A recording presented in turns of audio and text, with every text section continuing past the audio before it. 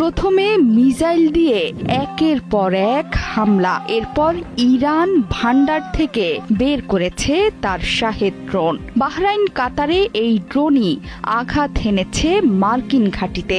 ইরানি missile আর ড্রোনের বহর থেকে ছোড়া বিস্ফোরকে দাউ দাউ করে চলছে পশ্চিমা ঘাঁটি। পুরো মধ্যপ্রাচ্যে সবচেয়ে বেশি বিপর্যয় দেখছে ইসরায়েল, কাতার আর বাহরাইন।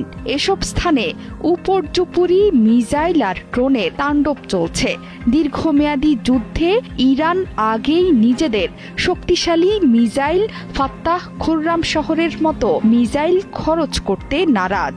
এর বাইরে ইরান চাইছে নিজেদের শক্তিশালী ড্রোনের বহর পাঠিয়ে ইসরায়েলকে উচিত শিক্ষা দিতে, যা এর মধ্যে করে ফেলেছে তেহরান। মনে করা হচ্ছে মধ্যপ্রাচ্যে মার্কিন ঘাঁটি থেকে শুরু করে ইসরায়েলে আঘাত হেনেছে শক্তিশালী শাহেদ ড্রোনের বিশাল বহর, আর আমিরাতে প্রাণ গেছে একজনের।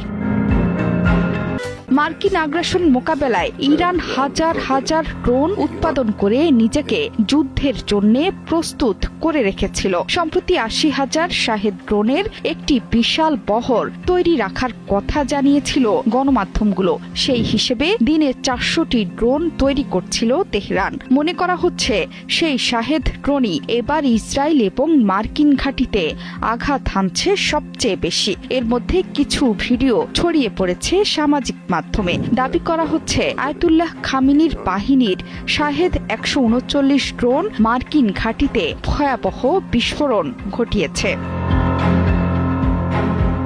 ইরানের বিভিন্ন গণমাধ্যম থেকে জানা গেছে, চিরশত্রু ইসরায়েল এবং ডোনাল্ড ট্রাম্পের বাহিনীর বাড়তি চাপ মোকাবেলায় হাজার হাজার ড্রোন তৈরি করেছে তেহরান। ড্রোনগুলো ইরানের বিভিন্ন স্থানে নিরাপত্তা বাহিনীর হাতেও তুলে দিয়েছিল খামেনির প্রশাসন। এগুলোতে আছে অত্যাধুনিক প্রযুক্তি। তাসনিম নিউজের এক প্রতিবেদনে বলা হয়েছিল, ড্রোনগুলো ইরানের বিভিন্ন স্থানে সরবরাহ করা হয়েছিল, ব্যবহার হয়েছে অত্যাধুনিক প্রযুক্তি।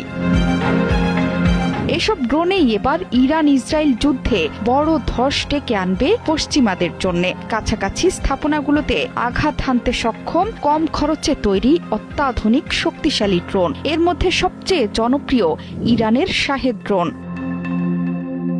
এর মধ্যে কাতারের আল উদেইদ বিমান ঘাঁটি, কুয়েতে আল সালেম বিমান ঘাঁটি, সংযুক্ত আরব আমিরাতে আল দারফা বিমান ঘাঁটি এবং বাহরাইনে যুক্তরাষ্ট্রের নৌবাহিনীর ৫ম ফ্লিটে হামলা চালিয়েছে ইরান।